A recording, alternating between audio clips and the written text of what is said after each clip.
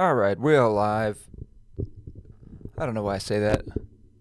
Let's jump into it. Let's go real quick. So, hello everybody. It is 1:40 p.m. Eastern Standard Time, Monday, June 16th. This is Noah's Groovecast. Welcome to my podcast. Now, this morning I was supposed to do this at 8 a.m. as I've done the last, 5 or so Mondays. Trying to get this mic in a good spot here. Should be like right there. And today I didn't make it, and that's kind of actually led to the title of this podcast being Coincidence. And so I guess I'll start with the reason that I didn't make it is I needed to sleep. The simple reason is I needed to sleep. I needed to sleep because I woke up in the middle of the night, maybe around 1 or so. I guess it's not the middle of the night. But I woke up with this dream, not really a lucid dream, until like the last split second. And in my recollection, or from what I could feel or tell or understand, I just heard knock knock, and then something in my brain said, "You better wake up." And so I woke up, and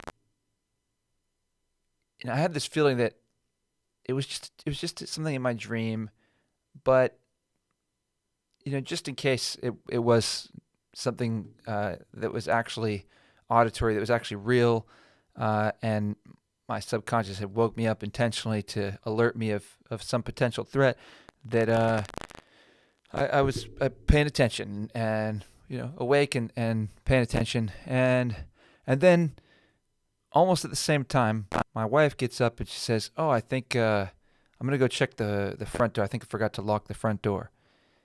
And to me, that was just too much of a coincidence to have that dream, the way that happened, coincide with that moment. There's maybe a whole bunch of different explanations. Maybe even an explanation is she could sense my concern, and that caused her to think about what could she be concerned about, and then she thought the door. There are explanations that are maybe not. There's many possible explanations for why that might happen, but I would think that's not coincidence. And in the moment, I thought, I just told her, no, I'll go out and check around. You stay here. And then I went and checked everything and took time to actually go around. And so I didn't, that interrupted sleep, and I just needed to catch up on that. So I didn't make it at 8 a.m. this morning. Nevertheless, I'm here, and we're going to do it. Now, the graphics, you could see not the cleanest visual today, and that's just because my lighting, for whatever reason, I've got these smart plugs that you can connect to the Wi-Fi, and I'm going to tell you, I don't think that they're worth it, unless you get like good ones, because the ones I have just decide on their own volition to no longer communicate with the Wi-Fi, and then I have to reset them up, probably like 6 times a year. Maybe not quite that many, maybe 4 times a year. I got to go through and reset them all, and it's kind of annoying because some of them are up on the ceiling and different places where I have to get like a ladder or risk my life stepping onto a stool.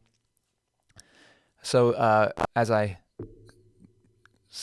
stood here to do this podcast, one of the plugs no longer, or 4 of them no longer communicate, and I'm going to have to go through and reset them all. So, but I thought, you know what?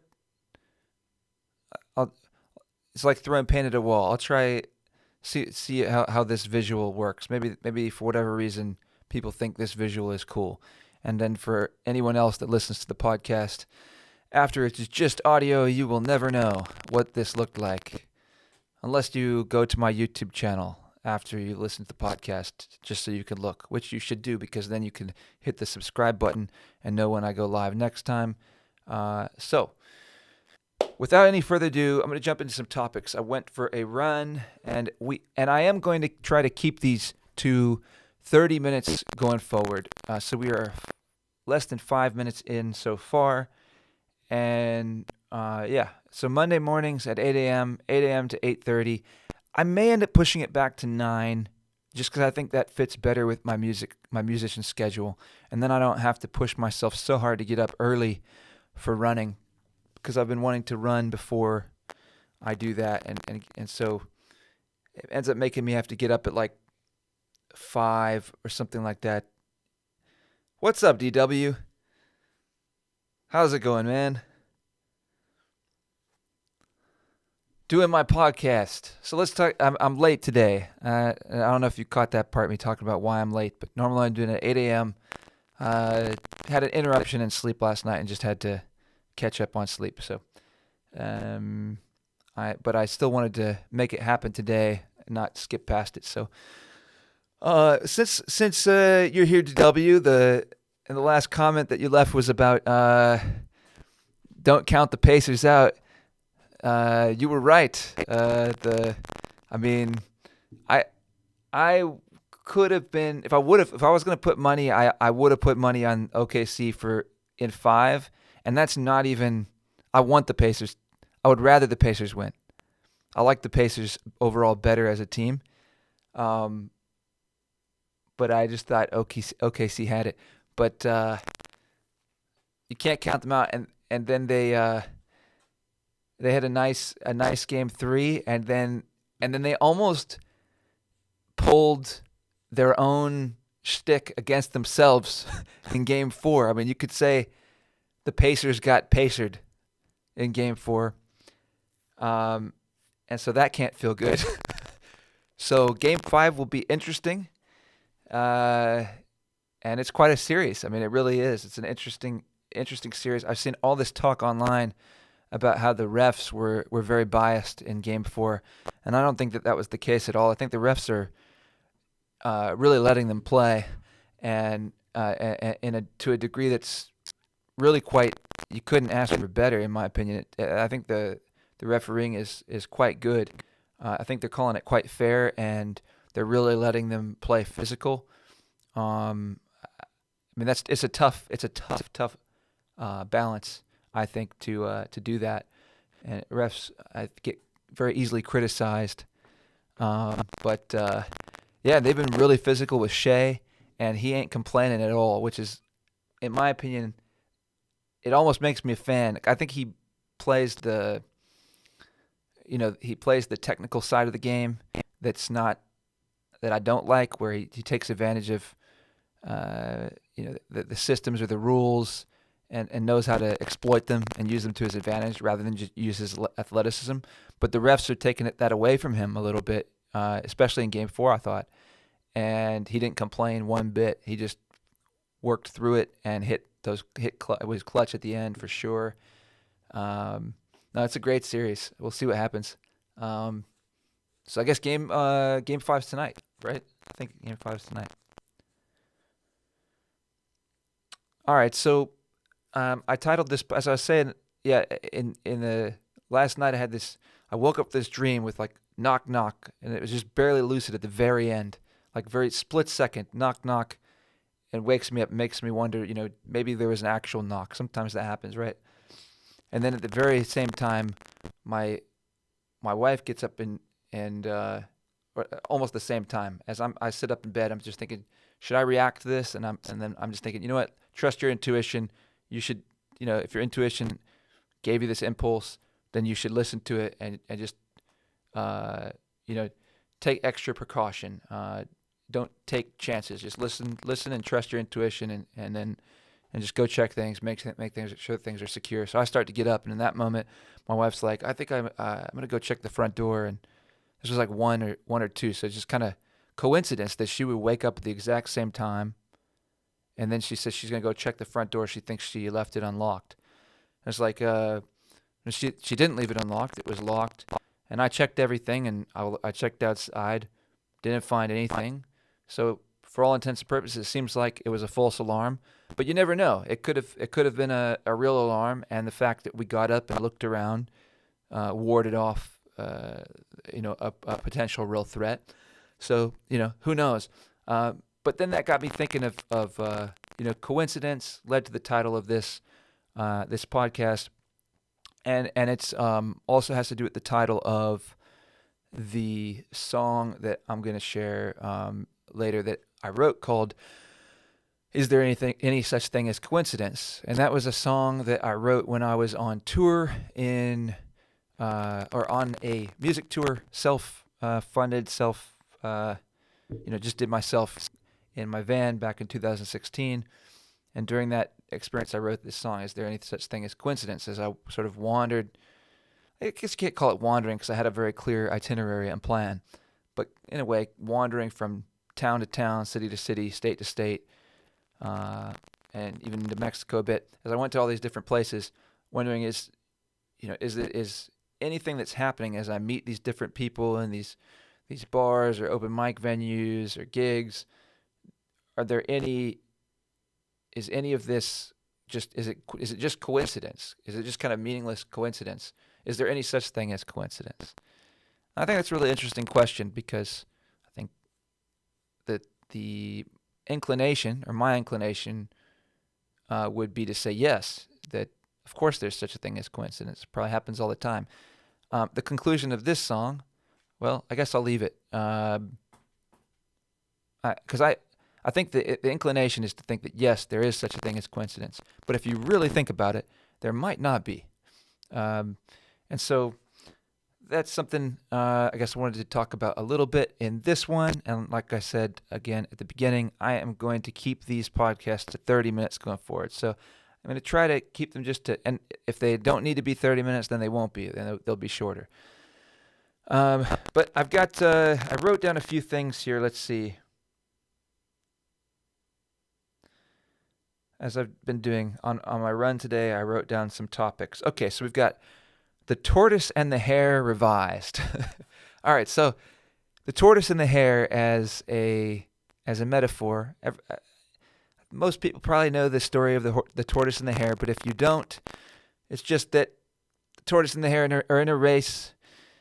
The tortoise, as we know, is kind of slow. The hare is really fast, and everyone would think that the hare would win the race. But as we know from the story of the tortoise and the hare, the parable or the fable, that the tortoise wins because the hare decides to take naps because he's so far ahead and he just thinks he doesn't need to worry about it. He takes naps and he falls asleep for too long, and the tortoise just stays consistent. Slow and steady wins the race. So that's the moral of the story. That's the lesson that's taught. And that's a lesson that I took to heart when I was making the decision to be a musician. As I've said in a previous podcast, I'm going to respond to, my wife just sent me a text message. Give me one second here. I've got some chicken wings in the oven, unsauced. So I buy these 5-pound bags from time to time and just throw them all into a glass, cooking dish. Put some spices on them, and then once I take them out, some sauce, light sauce, and it really works, really good. And it's much cheaper than buying like the pre-made buffalo wings or something like that from the stores. All right, so the early on in my music, when I was making the decision to pursue music, and as I've talked about previously in this podcast, I think I had this fear or this awareness that I think was imparted to me by a guy called Uncle Krusty. He called himself that, and I called him Uncle Krusty, guy that ran the kite surfing school when I taught kite surfing in the Outer Banks of North Carolina. And he was a guy that kind of got me my first music gigs. And he liked theater, and he also did comedy.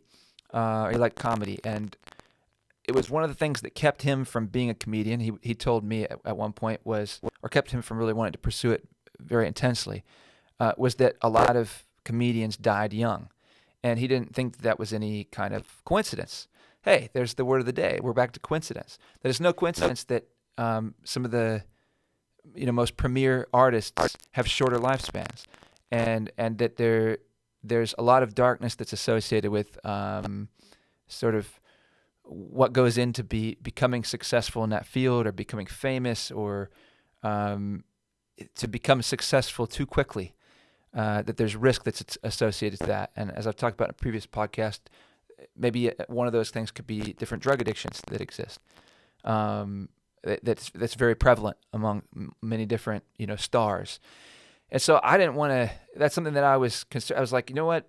If that's real, I'm not sure if it is or not, but if it is, or if it's a reasonable, it doesn't happen to everybody. Plenty of people do the career and they live long lives. But if it's an enhanced risk from trying to go too quickly in this field, then I'd rather take it slow and move at a nice gradual pace. And because, people always ask these questions of what if, what was it? The guy that sang Hallelujah, is it Jeff Buckley? Didn't he die at a young age? And there's a number of artists that were revered and, we only got to see what they could create up until age 27 or whatever. And whenever that happens, people are like, oh, what if all the stuff that we never get to see that he would have created?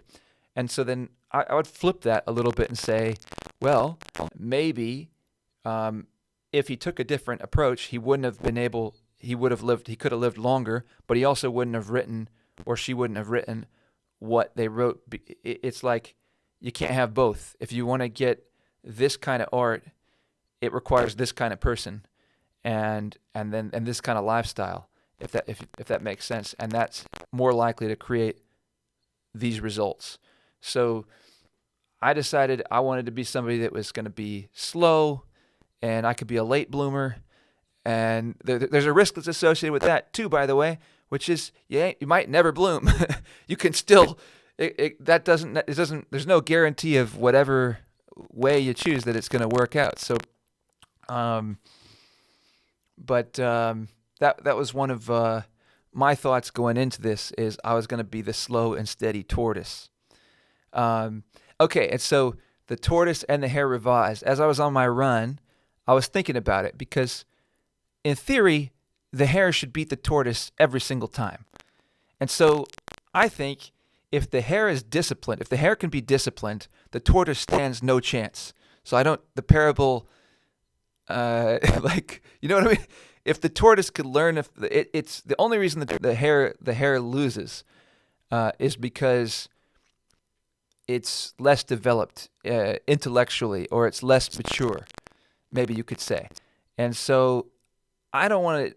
That's why I'm saying I just want to give a short twist of the tortoise and the hare story, and say that I don't think we should just throw the hare the advantages and the inherent gifts that the hare has, and just say the tortoise slow and steady wins, because it's just not the case. If you've got natural talent, that matters, and that goes a long way. And if you can develop the discipline that apparently the tortoise has to go with that, then you're going to be flying. And so, yeah, I'm sorry, but if you're a tortoise, I'm going to throw the tortoise under the bus. But the tortoise, I had something else for the tortoise as well. It's like, yeah, if the tortoise doesn't have the only chance the tortoise has is that commitment and that resolve and that consistency, and if you're moving like a tortoise and you allow yourself to get distracted and you watch too much social media, or the only chance that tortoise has of really creating meaningful results is that true consistency. That's why in the fable the tortoise wins, and without that he wouldn't have at all. He would have zero chance. And so I just think I just think a lot of times these different fables that we hear, and I'll move on from this particular topic with this. There's sayings for everything. I remember when I was growing up, you'd hear maybe I'll call platitudes. At some point, I got so fed up with platitudes because you hear there's too many cooks in the kitchen, or too many pots spoil the broth, or whatever. Too many cooks in the kitchen, many hands make light work. So which one is it? Do I want more cooks or do I want less cooks? I don't know. If I have both of these platitudes, essentially there's a platitude for everything. And so it's all context. It's all context. And whatever. So you really just have to learn how to parse out the details of any particular context. And the platitudes they sound nice, but they're only really helpful if you know which context to apply them in. Because, yeah, like that's the perfect example. Too many cooks in the kitchen, many hands make light work. They're great sayings, but now I don't know what to do. I mean, so I think the same thing is true with the fables. They give lessons, but situations are more complex, and they're not like a end-all be-all answer. And I think a lot of times they're given as that, but I think that they can only really be used to just kind of help thought. If you find them helpful, then great. But ultimately, you got to trust your own intuition and just keep learning and pushing forward and keep learning. So just some thoughts on platitudes, because I got hung up on platitudes. I think for a while, where I just thought I had these nuggets of solid wisdom that would guide me through anything, and then I started to realize they were all contradictory. If I really started to like think about it, I was like, all these different lessons. I'll grab onto this, and be like, okay, that's a good one, that's a good one. And then I started looking at them. I was like, wait a second, these don't go together. All right. With 8 minutes left in this podcast, we're going to dive into the competitive problem. And maybe I'll use some of the basketball talk to go along with this as we're talking about the NBA Finals a little bit. This is a thought that just occurred to me today. It's probably not so well developed, but I'm going to go for it anyway with these 7.5 minutes. And then if it sucks, then maybe I'll improve it. I'll keep thinking about it and see if I can improve it for the next time. But food for thought, the competitive problem. Actually, I think this is something maybe I can talk about reasonably well. All right, so as of essentially this week, I've stopped playing basketball. I've played basketball like every week, multiple days per week for like 20 years. Absolutely love the sport, and I'm hooked. I got super into kite surfing, and I love kite surfing, and I got into that more for a stretch, and then I always came back to basketball because there's a social element, there's a competitive element, it's very physical, there's lots of different dynamics, there's something that's just so rewarding and so fun about it. I just love the sport. But I've made the decision to quit it for now because, one, the gym membership where I've got a solid group that's worth playing with, is expensive. It's like $1,000 to renew it, and it's like a half-hour drive for me. And to make that on a consistent basis, I realized I just need to. It's just not the way I need to spend my time and resources right now. And so it's just a decision I had to make. But I also think it goes with what I'm doing in music. I think there are a number. I've loved competition, I think, for my whole life as well. I love competing, and I will compete to the bitter end. That's one of my best attributes, is that I will never quit, and I will lose 1,000 times until I can win. And I don't care if you beat me 100 times in a row. I'm gonna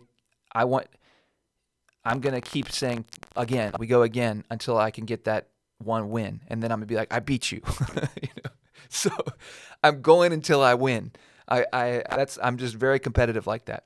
And so, and I think that is a value, or that's something maybe that I was taught.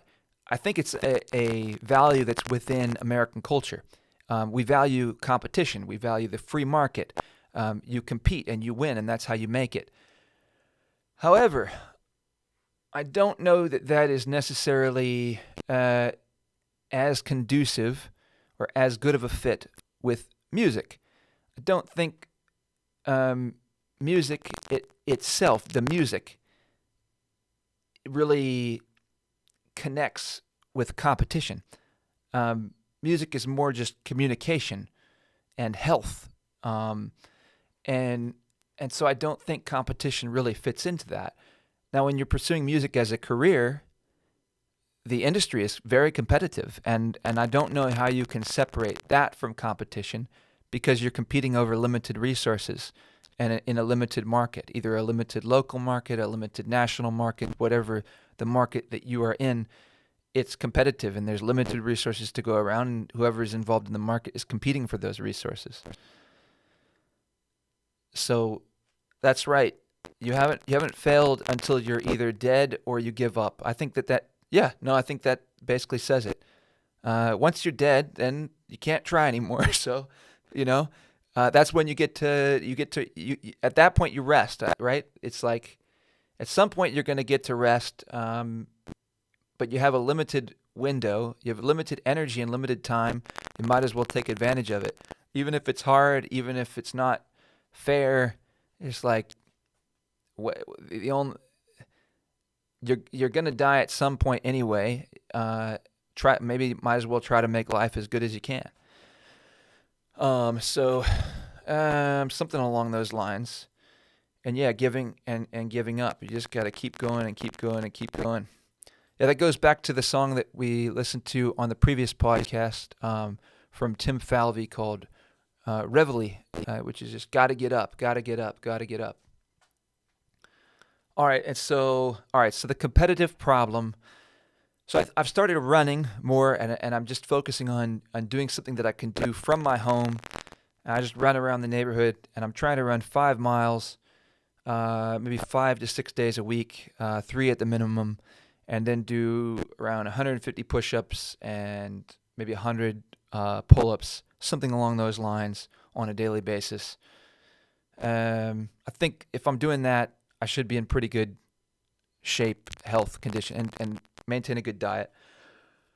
Now, focusing on that as a source of exercise, or as that's how I'm going to work on my health, and not basketball, not competition, which does make it easier to exercise because you don't think about it. The running is harder.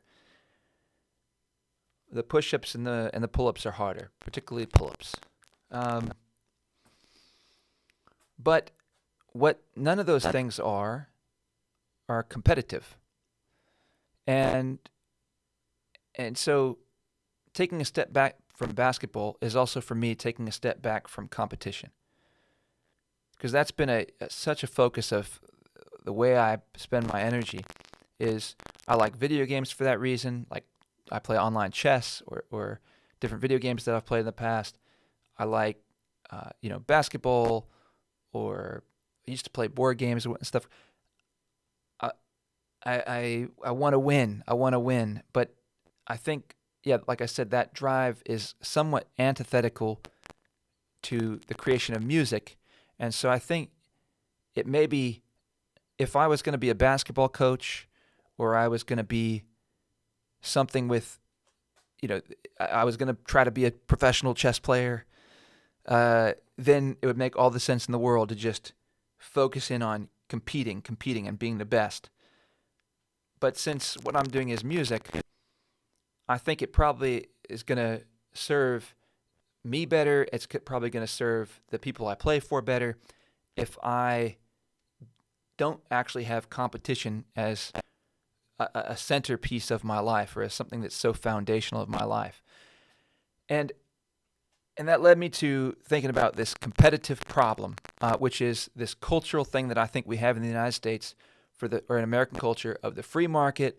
Something that I love about it, because I love competition. Nevertheless, we can't just be competing all the time.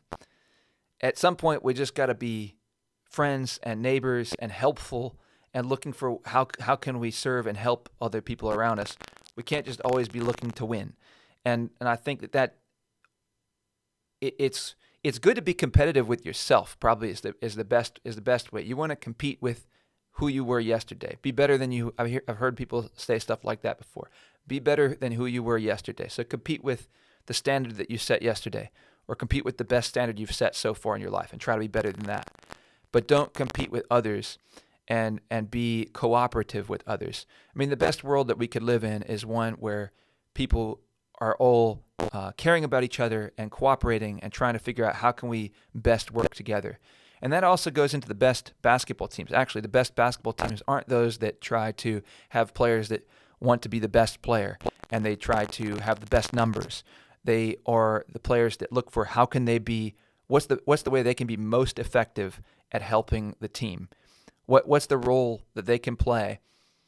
And there's or many roles. All the different things that they are where they can excel or they can contribute over the course of a game. And there's so many. That's one of the cool things about basketball, that unless you've really played it at a very competitive level, you probably wouldn't understand, or you wouldn't be able to notice. There are tiny things that are going on athletically in terms of the spacing and movements and feints, like fakes on the defensive end and the offensive end, where your feet are placed. It's hard to express all the little tiny details of how you play that game that go into creating advantages. And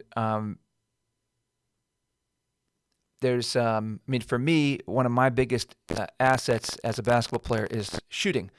I'm a pretty good shooter. I would say I can be really good. I'm usually a threat for shooting, and overall, I've got a good sense of spacing. And so, if I'm going one-on-one with somebody, even though I might not be the fastest person on the court, or I might not be faster than the person defending me, I usually know how to get around my defender by just using spacing, and using the threats that I have to get my defender out of position, and then take advantage of that. And then my main goal is to get my defender out of position, take advantage of that, create a pressure towards the basket where I've got a real scoring threat, a scoring pressure angle that forces the defense to be drawn in and create space for my teammate.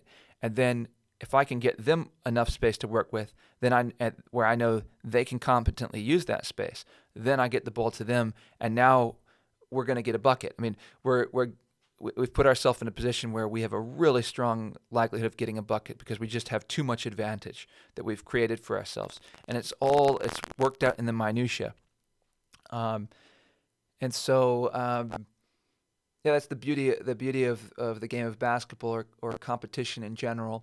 But again, the competitive problem, that's something that I'm going to be attempting to let go of and be less competitive, so that there's no competition when I'm going to a gig and truly I'm just there to serve, and I'm just looking for how can I be of most use, and then don't take anything personally and just try to learn from the experience and accept whatever feedback I get and try to take it on as much value as I can from feedback that's delivered well or not well or positively or negatively, and just not take any of it personally, and just realize no matter what the feedback is, I'm going to get up and do it again tomorrow and keep trying to move forward and get better. And so then it's not about competition, and it's just about trying to figure out how I can do what I'm doing better and make it more useful in all the different ways, not just the music, also just how I am socially when I'm in the different environments when I'm not playing music, and looking for any opportunity where I can be of help. And so I guess along those lines, I guess I could throw out that it's not well fleshed out, but I'm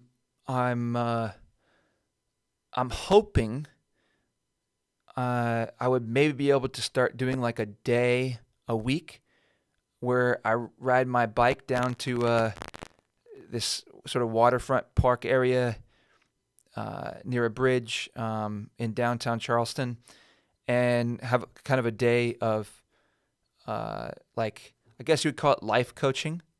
I don't, but well, I studied psychology, and I kind of want to do therapy or counseling, but I don't have the time or energy or resources to go back and spend another 7 years getting a master's and a PhD. Yet, I still think that I have enough life experience that I could at least offer a certain kind of low budget counseling that could be useful, where I could just listen to people and offer advice or just sort of, I guess, paid friendship. So, to the best of my ability, if it's useful for anybody. And I thought that would be a cool way to spend some of my day or a day a week and connect with people in a way that's kind of outside of music, outside of other things that I'm doing. And that I think I would really enjoy, and I think I would be good at. But anyway, I guess I'll leave that with the competitive problem. I've passed 30 minutes, so I guess I should call it quits here. I've got some other topics that I've got down, so maybe topics for next time include championship or bust, which is kind of I should play this song. I'll play this song. Come on, I didn't play this song. Other topics for next week, maybe, because I'll probably write more ones. And I may end up doing this podcast more than once a week. We'll see. If I'm going on runs every morning, I might end up doing it 3 times a week or something. But I've got other topics like all names fade, no one will be remembered. That's kind of depressing, but it's true. And the way I mean that is not to diminish anything. It's just to say, any of these people that like, they want their legacy. It's like everybody's legacy over enough time is going to be gone. So it's probably better just to focus on doing what you could do now to make a positive difference now than try to think like, how can I make sure my name lasts forever and nobody forgets who I was? I just think that's pretty unimportant and egomaniacal. All right, so I've got trade-offs with tech, the ignorance of development, zones for plants and artists. I remember that's an interesting topic. Give them some of what they want and a lot of what they need. We've got where are we going? The infinite of thought and philosophy. I've got unperceived gains, championship or bust, trust the science. All right, some potential topics for next time.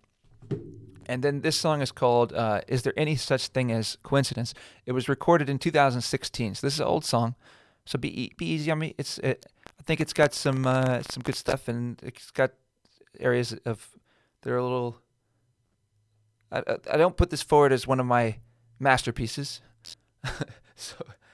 but I guess I don't need to qualify it. It's called Is There Any Such Thing as Coincidence? It was written in 2016 when I was on my big picture tour in the colorful van, driving around the States and into Mexico, going from place to place, reflecting on where I came from, reflecting on my past and what I was going through as I went on that adventure. And let's see if it's playing. Is there any such thing as coincidence? Did my dad work with children's books by chance?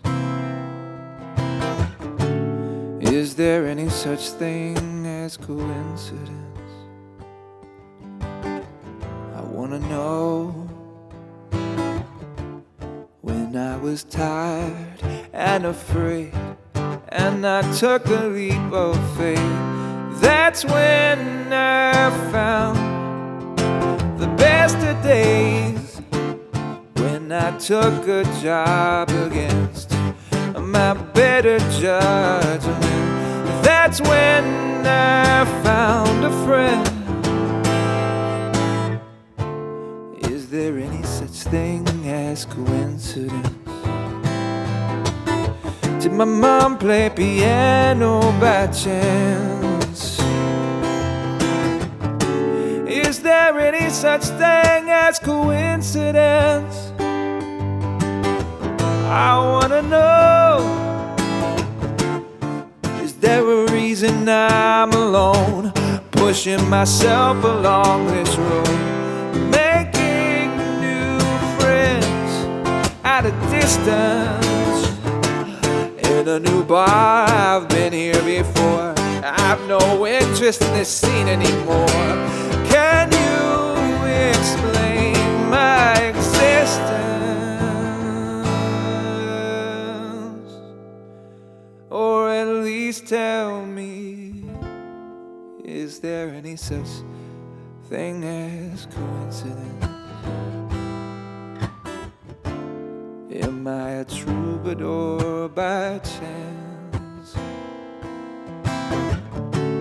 Is there any such thing as coincidence? I need to know.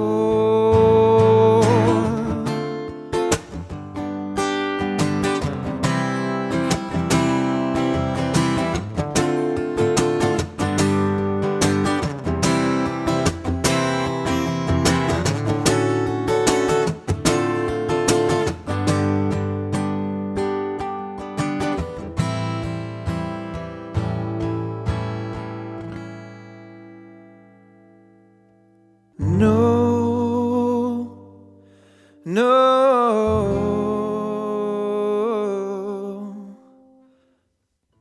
no.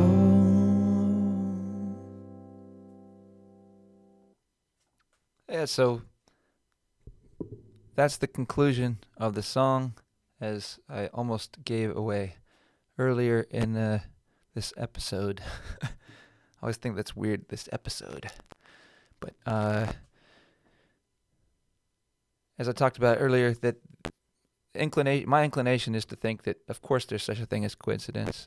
The conclusion of the song that I chose to go with is no. That I think, for some reason, I just think that there's probably not. Somehow it's all tied together, the whole everything, and there actually isn't such thing as coincidence. There's reasons for everything. When I was running, I went for the run today. It's kind of funny. I'm running out kind of towards the exit of my neighborhood, and my neighborhood's kind of a quiet neighborhood, but there's a car coming down the road, and it's going pretty fast, and it just like flies over this speed bump, and so I just motioned to them like this, and then waved, just saying, I think they might not have seen it, but nevertheless, they're going too fast in the neighborhood. And I was thinking about that when I showed them. It's like, how do I think they might have received that? Like, maybe they would be like, God, this guy trying to tell me what to do. Slow down. I didn't even see this. I don't know, whatever. But I just, motion like this and then wave, try to be nice about it. And then as I'm running, I get out of the neighborhood, turn left on this more main road. There's a sidewalk, and I get to my completion of my first mile, which kind of ends into an intersection there. And as I'm getting to this intersection, there's somebody just honking over and over again, and it's a motorcycle. And then there's two people on this motorcycle, a couple, and they're cruising, and they're just honking over and over again, and then the woman on the back like turns sideways, and as she passes through this three-way intersection, she's looking at all the cars parked, and she's like going like this, kind of indicating to slow down, which made absolutely no sense in the context. It was just kind of like, I thought, my best guess is they were just being playful and ridiculous on the road and having fun. Maybe they're kind of younger kids or something on the motorcycle, like maybe not kids, but like young 20s or something, or maybe even 18 to 20. And but then I took that in that moment. I was like, okay, I just told somebody to slow down, and then like minutes later, there's somebody telling me to slow, and like everyone to slow down. I don't know if that's coincidence. I don't know. it just doesn't. And I was just pushing myself. I was pushing myself this particular day. I wanted to run that mile faster than I had in any of the previous days. But the reality is, I hadn't been consistent with my exercise in like the last 7 to 10 days, and so I probably shouldn't have been doing that. I probably should have expected that I would be a slower pace, and I barely was a slower pace this time, even though I tried to push myself harder. And I was still pushing myself as I was running towards the intersection after I passed the first mile. And I usually tend to stop after, like, start walking and rest a little bit after the first mile. And I was really out of breath, and I was really pushing it. And maybe that person is like a sign that's just helping me in that moment. I need to not push myself because I'm barely catching my breath right now, and I might do something really bad to myself if I keep trying to push too much, and take it slow. It reminded me of the song, the Jack Johnson song and made me think I need to work that into my repertoire more often. And it's Inaudible Melodies by Jack Johnson. And the chorus, the hook is like, slow down, everyone, you're moving too fast. Frames can catch you when you're moving like that. Something along those lines. And so I took that to heart. And reflected more on being the tortoise. And I think that's where I'll leave you guys. DW, thank you, man. Thanks for the comments. To anybody out there, I welcome you to jump in the chat and throw comments. I'd like this time to be an interactive time. I'm doing this podcast every Monday from 8 a.m. To around, for about 30 minutes, 8 a.m. Eastern Standard Time on Mondays. And yeah, I would love for it to be interactive. It's a time that I'll try to be here consistently every time, and that I can be a resource. I'll come with topics that I have in mind to talk about, but I'm also just happy to be a resource. So I'm planning on, as I'm moving to the future, I'm going to be recording a lot more songs consistently. So I've got a plan to either one a week or one every 2 weeks. I'm going to be releasing songs on my website. I just wrote a new one that I'm going to be working on. That I think is called The Way I Find My Love. I think it's a neat tune where it just uses verbs as the verses. It's a series of just different verbs of all different kinds, from waking, breathing, trying, fighting, cheating, lying, running, breaking, lots of different verbs that we do. And then the chorus is, that's the way I find my love. And it's to indicate that our path to finding our sense of purpose or love or self can be winding. It's not straight and it's not perfect. And so it's a song I'm really pretty excited about. It's kind of like a reggae, like a slow reggae funk song. So looking forward to sharing that. If I do 9 a.m., I was thinking to move it to 9 a.m. already. So I think I might just do that, because honestly, that I'm pushing myself to do 8 a.m. because I'm trying to run before I do this. So I'm trying to do 2 hours of exercise before I do this. So I'll do that. I'll move it to 9 a.m. I kind of wanted to do that already. All right. Yeah, I'm going to release more songs, and I'm putting them on my website. I'm not doing Spotify or any of that stuff. And I'm not going to do Spotify. I'm not doing Bandcamp. I'm not doing any of it. I'm putting it on my website. And that decision has been a long time coming. I have no idea if it's the right decision, but it's the decision that I'm going to make. I just kind of realized in my mind, I don't think Bandcamp isn't doing anything for me. Spotify is not doing anything for me. I think they're all just kind of taking the value, because all I'm doing is any attention that I get to my songs, it comes from my own efforts, my own relationships that I build with people. And Spotify and Bandcamp, or even YouTube, none of them are doing anything to help promote me. They're not actively promoting me or saying, so I'm just taking the what the reach that I build, and then I'm saying, here, Spotify, have 30% of that. Here, iTunes, have 30%. Here, Bandcamp, have 10%, because we like you. You know, I mean, so I just don't see what the point of that is. If somebody likes my music enough, then they can go to my website to listen to it.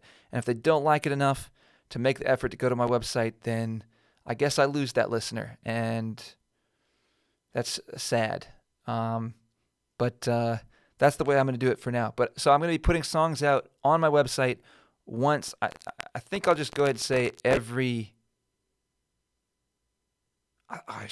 I'm almost pushing myself to do one a week. Should I do one a week? DW, you decide. Should I do 1 week or should I do one every 2 weeks? Or you put a vote.